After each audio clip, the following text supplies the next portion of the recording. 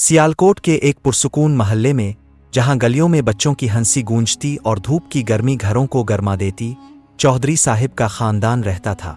ये खानदान अपनी रवायात, मजहबी अक़दार और मोहब्बत की वजह से मशहूर था।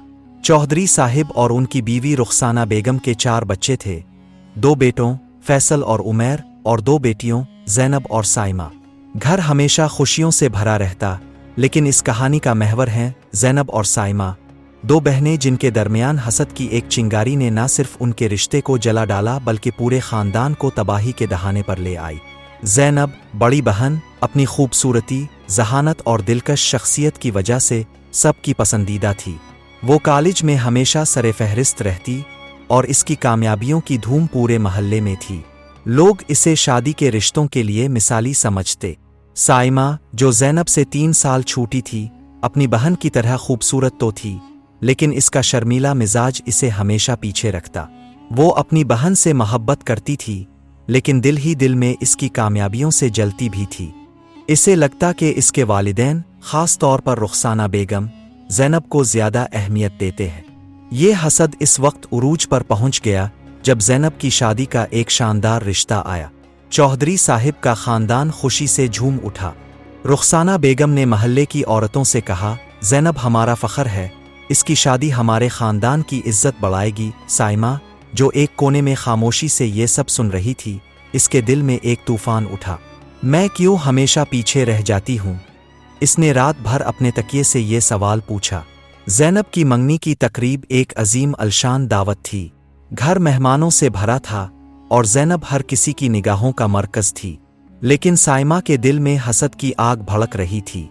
इसने अपनी एक सहेली से ज़ैनब के बारे में कुछ मनफी बातें कह दे, जो तेज़ी से महल्ले में फैल गईं। ये अफवाह कि ज़ैनब की कामयाबी इसकी खुदनुमाई का नतीजा है, चौधरी साहिब तक पहुंची। उन्होंने साइमा को सख्त डांटा। तुमने अपनी बहन की इज्जत पर बात की, क्या हमने तुम्हें यही सिखाया? चौधरी साहिब का गुस्सा देखकर साइमा शर्मिंदा तो हुई, लेकिन इसका हसद कम ना हुआ। इसने ज़ैनब से बात करना बंद कर दिया। ज़ैनब, जो अपनी छोटी बहन से बेपनाह मोहब्बत करती थी, इस तब्दीली से परेशान हो गई। इसने साइमा से बात करने की कोशिश की, लेकिन साइमा ने इसे ठुकरा दिया। ज़ैनब की शादी हुई और वो अपने ससुराल चली गई। घर में एक अजीब सी खामोशी छा गई। रुखसाना बेगम ज़ैनब की बातें करती और साइमा को लगता कि इसकी कोई अहमियत ही नहीं। इसी दौरान साइमा को अपनी सलाहियतों को मनवाने का मौका मिला। इसने कॉलेज के एक पेंटिंग मुकाबले में हिस्सा लिया और पहला इनाम जीत लिया। इसकी तस्वीर अखबार में छपी और चौधरी साहिब ने फ़ख्र से इसकी तारीफ की, लेकिन साइमा के दिल में खुशी के बजाय खालीपन था। इसे लगा कि इसकी ये कामयाबी भी ज़ैनब के साए तले दब जाएगी। वो रातों को अपनी बहन की याद में रोती, लेकिन इसका गुस्सा और हसद इसे मुआफ़ी मांगने से रोकता रहा। दूसरी तरफ ज़ैनब अपने ससुराल में मुश्किलात से दोचार थी। इसके ससुराल वालों ने इसे घरेलू कामों में उलझा दिया और इसकी तालीम जारी रखने की ख्वाहिश को नज़रअंदाज किया। ज़ैनब, जो हमेशा खुद मुख्तार रहती थी, खुद को तन्हा और बेबस महसूस करने लगी। इसने अपनी माँ से फ़ोन पर बात की और अपनी परेशानी बताई। रुखसाना बेगम ने साइमा से कहा कि वो ज़ैनब से मिलने जाए, लेकिन साइमा ने इनकार कर दिया। वो अपनी ज़िंदगी में खुश है, इसे मेरी क्या ज़रूरत? साइमा ने सख्त लहजे में कहा। वक्त गुजरता गया और ख़ानदान में दूरियां बढ़ती गईं। फैसल और उमैर, जो अपनी बहनों के करीब थे, भी इस तनाव से मुतासिर हुए।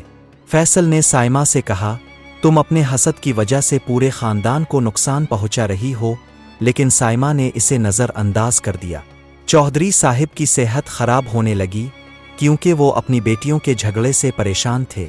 रुखसाना बेगम रातों को रोत और दुआएं मांगत कि उनकी बेटियां दोबारा करीब आ जाए। एक दिन ज़ैनब के ससुराल से एक दिल दहला देने वाली खबर आई। ज़ैनब एक हादसे में शदीद ज़ख्मी हो गई थी। वो अपने ससुराल वालों के दबाव से तंग आकर घर से बाहर निकली थी और एक सड़क हादसे का शिकार हो गई। जब साइमा को ये खबर मिली, वो सकते में आ गई। इसने हस्पताल की तरफ दौड़ लगाई, लेकिन जब वो वहां पहुंची तो ज़ैनब कोमा में जा चुकी थी। हस्पताल के सर्द कमरे में साइमा ज़ैनब के बिस्तर के पास बैठी रो रही थी। इसने ज़ैनब का हाथ पकड़ा और कहा, अपी, मुझे मुआफ़ कर दो, मैंने तुमसे हसद किया, तुमसे दूरी बनाई। अगर मैं तुम्हारे साथ होती तो शायद ये दिन ना देखना पड़ता, लेकिन ज़ैनब की खामोशी ने साइमा के दिल को तोड़ दिया। चौधरी साहिब और रुखसाना बेगम भी हस्पताल पहुंचे। खानदान एक बार फिर इकट्ठा था, लेकिन इस बार खुशी की जगह गम था। ज़ैनब कई दिन कोमा में रही और फिर एक रात वो खामोशी से इस दुनिया से रुखसत हो गई। साइमा अपनी बहन की आखिरी रसूमात के दौरान टूट चुकी थी। इसने अपनी पेंटिंग्स की नुमाइश बंद कर दी, क्योंकि हर बुर्श इसे ज़ैनब की याद दिलाता था। चौधरी साहिब की सेहत मज़ीद ख़राब हो गई और वो चंद माह बाद चल बसे। रुखसाना बेगम तन्हाई और गम में डूब गईं। फैसल और उमैर ने साइमा से दूरी इख्तियार कर ली, क्योंकि वो इसे ज़ैनब की हालत के लिए ज़िम्मेदार समझते थे।